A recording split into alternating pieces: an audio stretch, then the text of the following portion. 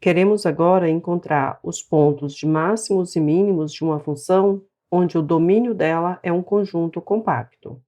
Vamos então relembrar o que vem a ser um conjunto compacto. Para definir o que vem a ser um conjunto compacto, nós precisamos primeiro definir o que é um conjunto fechado e o que é um conjunto limitado. Nós dizemos que um conjunto S contido em Rn, ele é dito fechado se S contém a sua fronteira. Ou ainda, podemos dizer que S é um conjunto fechado se todo ponto de acumulação de S pertence a S.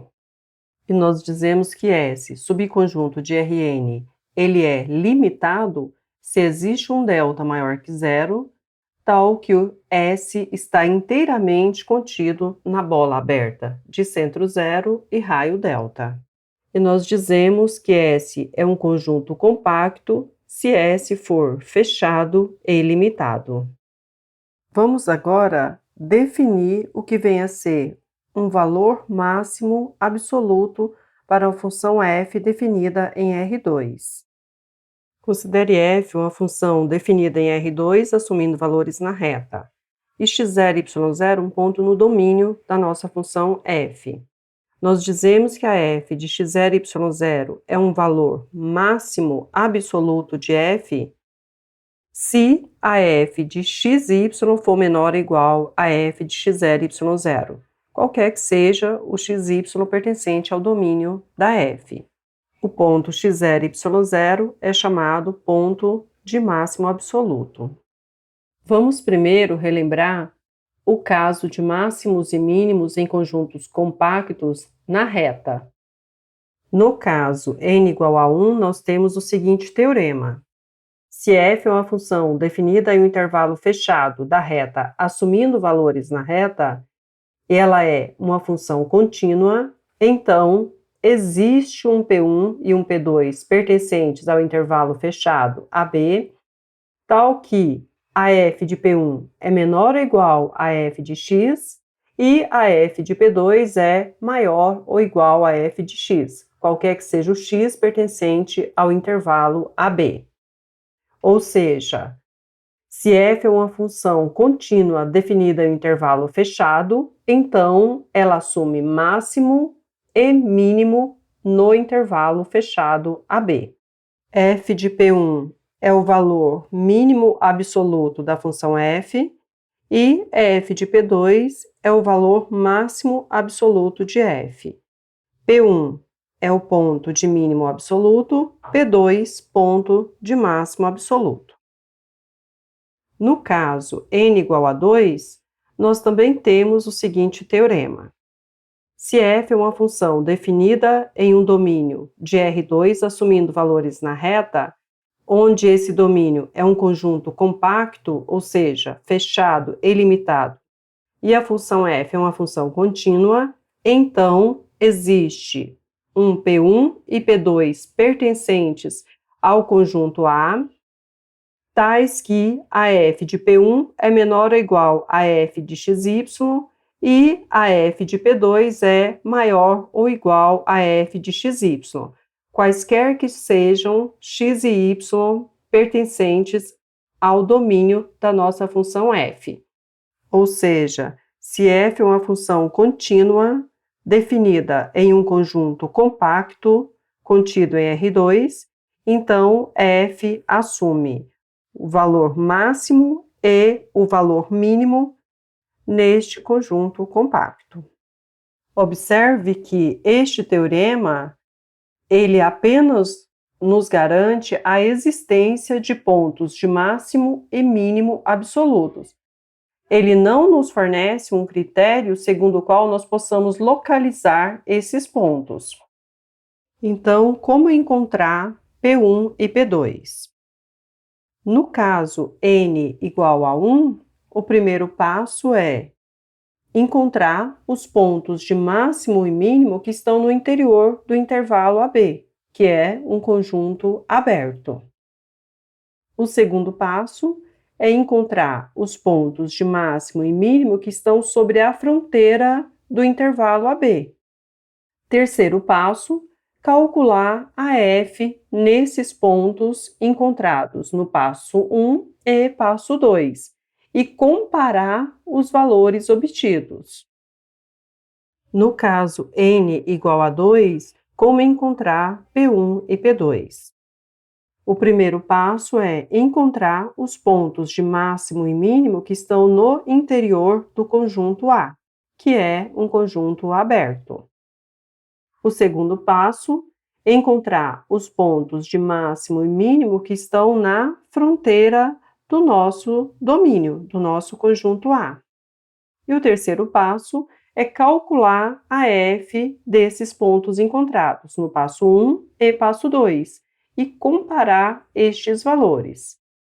Relembrando, nós já vimos que os candidatos a extremos de uma função f definida em um domínio aberto são os pontos críticos desta função, ou seja, são os pontos pertencentes ao domínio desta função, tais que as derivadas parciais são iguais a zero. Estamos admitindo que as nossas funções são funções diferenciáveis, portanto, as derivadas parciais irão existir. Vamos então aos exemplos. Nós temos que a temperatura T em qualquer ponto xy do plano é dado por T de xy igual a 3y² mais x² menos x. Nós queremos saber qual a temperatura máxima e mínima no domínio D igual a xy pertencente a R2, tais que x² mais y² menor ou igual a 1. Observe que nós temos uma função t definida em um conjunto compacto e nós queremos encontrar os pontos de máximo e mínimo para esta função. Ou seja, nós estamos com o problema de encontrar máximos e mínimos em um conjunto compacto. Então, nós temos t, uma função contínua definida em um domínio compacto, ou seja, limitado e fechado. A fronteira do nosso domínio é o conjunto dos pontos xy pertencentes a R2, tais x² mais y² igual a 1, e o interior do nosso domínio são os pontos xy pertencentes a R2, tais que x² mais y² estritamente menor do que 1. O primeiro passo para encontrarmos os pontos de máximo e mínimo para a nossa função t é encontrar os pontos críticos que estão no interior do nosso domínio D, que é um conjunto aberto. Ou seja, nós queremos então encontrar os pontos que estão no interior de D, tais que a derivada de t em relação a x é igual a zero, e a derivada em relação a y também é igual a zero. Derivando esta função t em relação a x, nós temos 2x menos 1 igual a zero. Derivando t em relação a y e igualando a zero, nós temos 6y igual a zero. O que implica x igual a meio e y igual a zero. Ou seja, nós temos o ponto P1 de coordenadas x igual a meio, y igual a zero, pertencente ao interior de D. Então, esse é o nosso candidato a máximo ou mínimo no interior do nosso domínio D. Segundo passo agora, nós queremos encontrar os pontos de máximo e mínimo que estão na fronteira do nosso domínio. Então, nós temos que a t de xy, dada por 3y² mais x² menos 1, e temos x² mais y² igual a 1, que é a fronteira do nosso domínio. Desta equação x² mais y² igual a 1, nós tiramos que y² é igual a 1 menos x². E o nosso x, nós sabemos que ele está entre menos 1 e 1. Então, substituindo o valor de y nesta equação, nós temos que a t de x mais ou menos raiz de 1 menos x ao quadrado é igual a 3, 1 menos x ao quadrado mais x ao quadrado menos x, que nos dá 3 menos 3x ao quadrado mais x ao quadrado menos x, que é igual a menos 2x ao quadrado menos x mais 3, com x entre menos 1 e 1. Portanto, o nosso problema de encontrar os pontos de máximo e mínimo na fronteira recaiu em encontrar os pontos de máximo e mínimo de uma função de uma variável definida em um intervalo fechado, que vai de menos 1 até 1. Ou seja, nós estamos no caso n igual a 1, a função de uma variável. Portanto, os candidatos a máximo e mínimo para essa nossa função são os extremos do intervalo, ou seja, os pontos x igual a menos 1, x igual a 1, e os pontos críticos que estão no interior deste intervalo. Os pontos críticos no interior do intervalo menos 1 e 1 são os pontos onde a derivada é igual a zero. Então, derivando t e igualando a zero, nós temos menos 4x menos 1 igual a zero, o que nos dá x igual a menos 1 quarto. Portanto, os nossos candidatos são x igual a menos 1, x igual a 1, que são os extremos do nosso intervalo menos 1 e 1, e o ponto x igual a menos 1 quarto, que está no interior do intervalo, menos 1, 1. Observe que a t de menos 1 é igual a 2 e a t de 1 igual a 0. E observe também que a derivada segunda da t é igual a menos 4, portanto, menor que zero. Pelo teste da segunda derivada, podemos concluir que x igual a menos 1 quarto é ponto de máximo de t no intervalo aberto menos 1, 1. E podemos também concluir que x igual a 1 é um ponto de mínimo da t no intervalo fechado menos 1, 1. Portanto, nós temos x igual a 1 mínimo da t no intervalo fechado menos 1 e 1, e x igual a menos 1 quarto ponto de máximo da t, no intervalo aberto menos 1, 1.